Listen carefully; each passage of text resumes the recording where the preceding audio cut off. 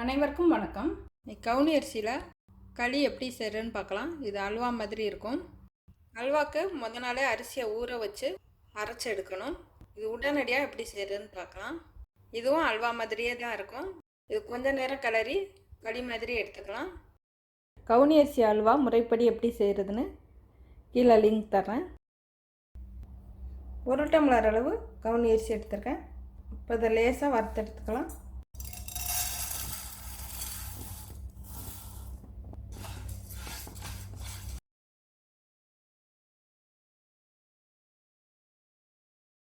ஒரு நிமிஷம் போல் லேசாக வறுத்தெடுத்தால் போதும். மிதமான தீயில் பருப்பாக பண்ணிடலாம். அரிசி நிறம் மாறி வரும். லேசாக எடுத்து பார்த்திங்கன்னா கை பொறுக்கிற சூடு இருக்கும். இப்போ இது தனியாக எடுத்துடலாம். நிறைய அரிசி அரைக்கணும்னா அரிசியை கழுவிட்டு வெயிலில் நல்லா முருகை காய வச்சுட்டு மில்லில் கொடுத்து அரைச்சி எடுத்துக்கணும். வீட்டிலே அரைக்கிறதுக்கு தான் லேசாக வறுத்துட்டு அரைக்கிறோம். லேசாக வெதுன்னு இருக்கையில் மிக்சியில் சேர்த்து நைஸாக அரைச்சி எடுத்துக்கலாம். நைஸாக அரைச்சிட்டேன். பிசுறு இல்லாமல் சளிச்சு எடுத்துக்கலாம்.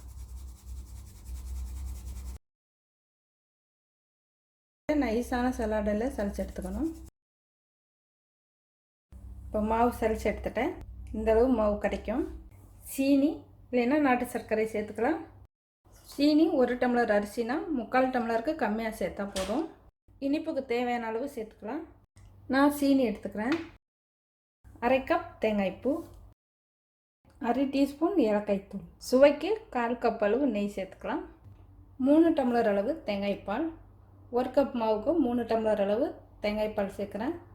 தேங்காய்ப்பால் கம்மியாக இருந்ததுன்னா இருக்கிற அளவு தேங்காய்ப்பால் சேர்த்துட்டு மீத அளவுக்கு தண்ணி சேர்த்துக்கலாம். ஒரு பாத்திரம் எடுத்துகிட்டு அதில் தேங்காய்ப்பால் சேர்த்துருக்கேன். சீனி, கவுனி அரிசி மாவை கொஞ்சம் கொஞ்சமாக சேர்த்து கட்டி இல்லாமல் கலந்துக்கலாம்.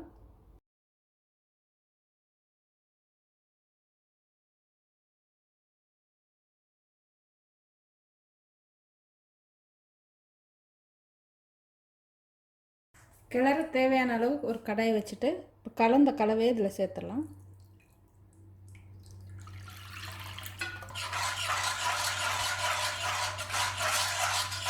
அடுப்பை மிதமான தீயில் வச்சுட்டு கட்டிப்படாமல் கிளறிக்கிட்டே இருக்கணும்.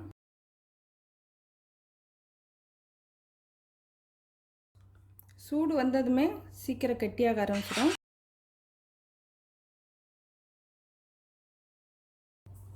கெட்டியானதும் நெய் சேர்த்துக்கலாம்.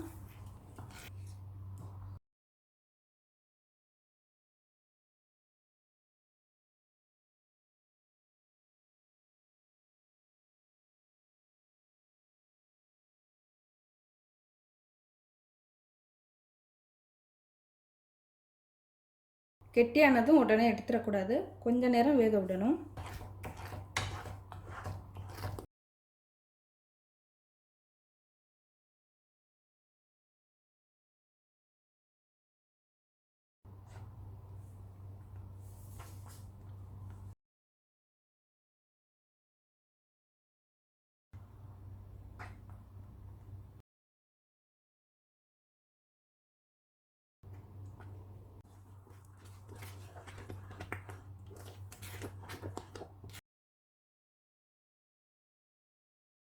நெய் அதிகமாக வேணாலும் சேர்த்து கிளறிக்கலாம்.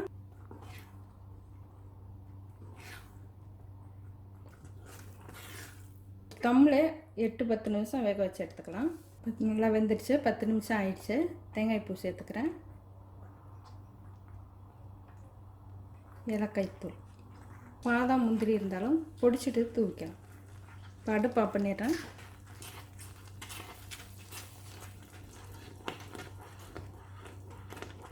அடுப்பு ஆஃப் பண்ணிட்டு தான் கிளறேன். இப்படியே களியாக வேணால் இப்படியே எடுத்துக்கலாம். ஒரு தட்டில் கொட்டிட்டு கேக் மாதிரியும் கட் பண்ணி எடுத்துக்கலாம். இப்போ கவுனி அரிசி களி அல்வா ரெடி ஆயிடுச்சு. நல்லா சுவையாக இருக்கும். கவுனி அரிசி புட்டை விட இது சுவையாக இருக்கும். இது உடனே செய்யலாம். கவுனி அரிசி புட்டுக்கு ரொம்ப நேரம் அரிசி ஊற வைக்கணும்.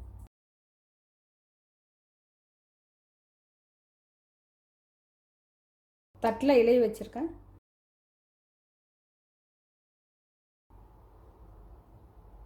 இந்த மாதிரி கொட்டிட்டு கேக் மாதிரி கட் பண்ணி எடுத்துக்கலாம். அது கொஞ்சம் நல்லா கெட்டியாகிற வரைக்கும் கிளறணும். இல்லைன்னா எப்போதும் போல் களியாகவே எடுத்துக்கலாம். இப்போ நெய் தடவின தட்டில் கொட்டலாம்.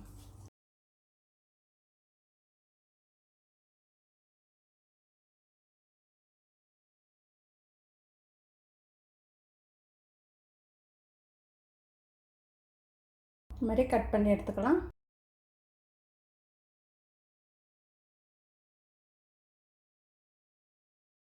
கேக் வந்து கொஞ்சம் இலக்கமாக தான் வரும். கவுனி அரிசிங்கிறதுனால கொஞ்சம் பிசு பிசுப்பாக இருக்கும். கொஞ்சம் அரிசி மாவும் சேர்த்து இந்த களியோட்ட கிளறி எடுத்துக்கிட்டிங்கன்னா கொஞ்சம் இறுகி வரும்.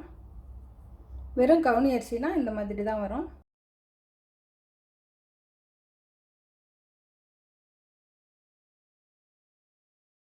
நன்றி, வணக்கம்.